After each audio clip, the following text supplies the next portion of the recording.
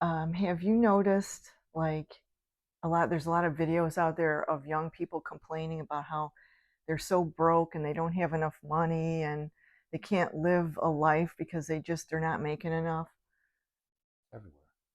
I mean, it's just all over. I mean, you can just see it all over YouTube. They're all complaining about that. But so we're a little bit older, so we want to offer our perspective on the subject. So um, when we were younger, I mean, I think that life actually, I think a lot of young people today don't realize something, and that is that life goes in stages. Okay, like okay, I understand that there is a lot of inflation right now, and I think that wages should be higher actually for a lot of people. But when you're younger, and especially in your early 20s and your 20s in general, you're usually broke. Okay, No that's matter no. what, your parents didn't start out living in the neighborhood that they're at now, where you were brought up. So, So I mean, we were both broke when we were 20. I was, oh my God, I had no direction when I was 20.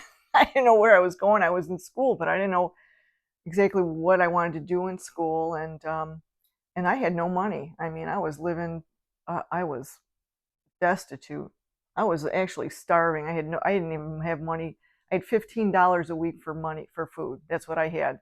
And believe me, when I say I was starving, I was starving. So I know what that feels like. Um, so you were kind of in the same boat when you were young too. We were both trying to just scrape and survive. right. I mean, it was working two jobs.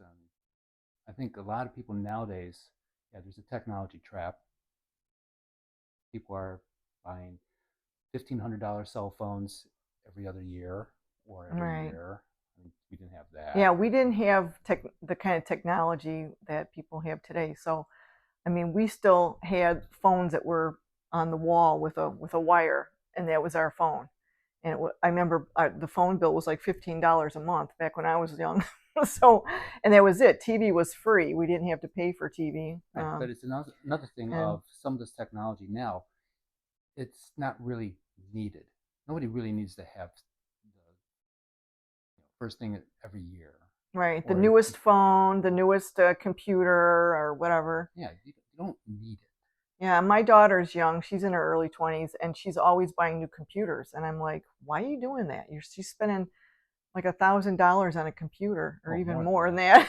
that. I think more than Yeah, that actually. every year. It's like Yeah, you don't need. yeah. If you're in a position where you don't have a lot of money, don't be buying stuff like that. Don't Just buy wait. $300 sneakers. Yeah, For what? I mean, really, you don't need it, and especially at this point in your life. So in your 20s, you're usually broke. We were broke. Well, you got kicked out of your house when you were 17, Yeah, right? I was on my own for 3 years. Yeah, he was. I mean, so you were really scraping to survive. Yeah, And I was going to community college, and then I went to regular college and got a degree, and I was working, and believe me, my degree was worthless. So I never actually used it for anything. So I think it was a waste of time and money. But and now I'm doing something that has nothing to do with my degree. Um, so so in your 20s, you're just broke, and then as life goes on, you may meet somebody, and you start getting into your late 20s, or even in your mid 20s, you may meet somebody, and then get married. Getting married, I'm going to tell you something. If you get into a relationship with the right person, you get married. It's the best thing to do for your finances, because two incomes together is, I mean, you're much better off. So and if you do it young enough, you can start building up that income. Don't go splurging and wasting the money right, when you're that young, because the next stage is going to be starting a family. right, and you start getting well, I mean, I'm first starting a family like in your early 20s. That's what I think is the best. You have the most energy when you're that age. When you start having a family when you're older, you just have less energy. Believe me, I did it. I know.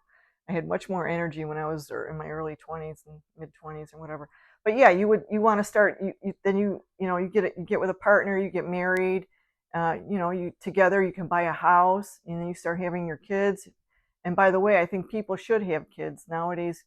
There's a lot of people, young people out there that are not having kids.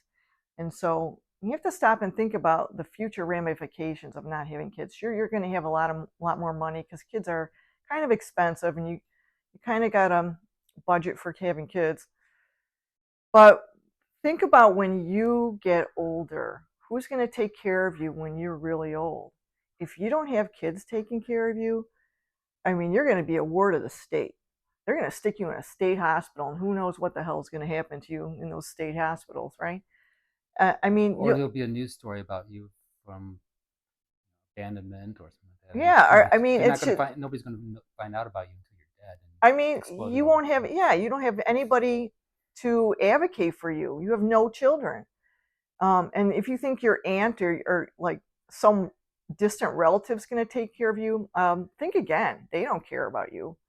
The only people that really care about you, if you have a good set of kids, and that's another story. But your kids will take care of you and make sure that the right things are done for you when you're really old.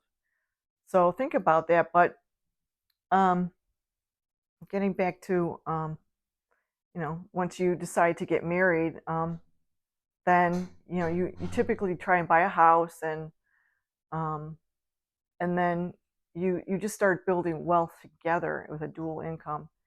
And then hopefully, if you're a man, your wife doesn't spend too much, because women typically have spending problems. But fortunately, I don't spend. I've always been a saver, so not here. But um, And the other thing to keep in mind too is that the first house somebody buys, it's not going to be in the same neighborhood that your parents have worked up for. yeah, don't think that, oh, when you're younger, you're going to buy this great, beautiful new house. It's You're not going to brand have the new. same standard of living as No, what you're accustomed to growing up, because right. that's something your parents worked their Your asses parents off worked to. worked up to that nicer house. So when you first start out, like my first house was a piece of crap. Okay, I mean, it wasn't all right. It wasn't a total disaster, but it had a lot of problems, and it was small. And so I did nothing. I was living like paycheck to paycheck when I had my first house. I was in my late 20s when I bought my first house. I was living by myself in this house, and it was tough. And then when I met my ex my ex husband, then I had a dual income, it was things changed. It was much better. And when I did sell my first house, I made a profit. I made a 9,000. Now in the 90s, this was a lot more money than it is today, but I made $9,000 off of my house in a year and a half. So I mean, I did put money into the house too, but still, I came away with something when I sold it. So that typically happens. You don't, and I think that younger people nowadays, they're on TikTok and they're on these social media platforms that show all these people with nice homes and this and that have money, and they think that they're automatically going to have that. And you're unless you come from a family with money, you're not going to have that. You have to build it. So you should also start building a savings and investing when you're young. Like my daughter's 22, and she's already starting to invest and save, and that's a good thing because so she'll be set. Maybe she can retire early and not have to be a slave to the man. I, I had to say it. Dave Ramsey's series, and he's been going on for years. And the big thing that he pushes for is overextend yourself, don't live in debt, Right. stop buying things you can't really afford. Right. So when you get older, and then you've built some wealth up, man, then you can go and start buying all these things that you really want. But when you're young, it's just not. It's really not going to happen for you yet. Well, there's a And difference between want and need, right. and people are thinking that their wants are actually needs. Hmm. Buy what you need, and you work your way up. Hmm. If there's things that you do want, that's something you have to work for. Right. And it doesn't happen overnight. These things take years. I mean, it takes years to build wealth. You just don't have it right away. You just don't, when you're 20, 21, go out and get a job for $20 an hour and think you're going to have everything. That's just not how it works in life. We were 21 once. We didn't have any money. And it's the same back then in the 80s and 90s when we grew up as it is today. You're not going to have money when you're young. And again, unless you come from a family with money, then you're lucky. But if you're just an average person, that's not the way it goes. So when you see these people online crying, "Oh, I'm so broke. I'm barely making it." Yeah, that's the way it is when you're young. Like, yeah, your That's first car can't be a BMW if yeah, you're working right. at Wendy's. It's not. It's just not the way it is. So I don't know. I felt like I had to talk about this because I mean it's an unrealistic view that young people have nowadays. Gotta work their way up. Yeah, it takes a It's gonna while. suck when you start. Yeah, yeah.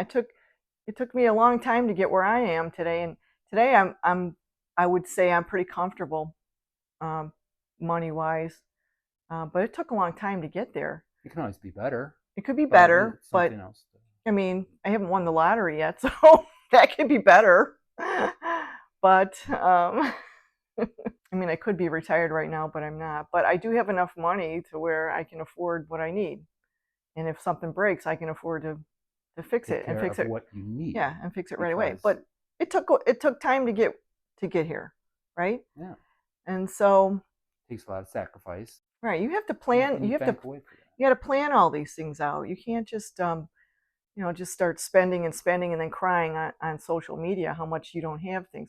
I mean, I know some people who um, personally who would complain a lot about not having enough money for this or that, but this particular person would go out and eat out at restaurants every day and yet didn't have money for other types of expenses that were necessities.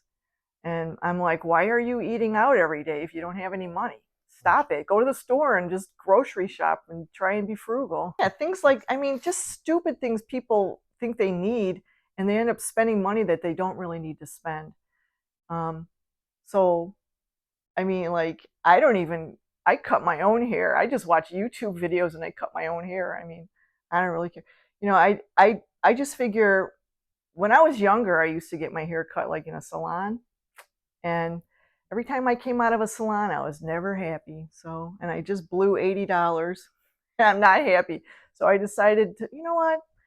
I can cut my own hair and not be happy and save myself $80. So because it just grows right back. So whatever, I just don't even do that. So that's just an example of one way that you can just save yourself a lot of money. Just you know, watch YouTube videos and learn how to do things yourself.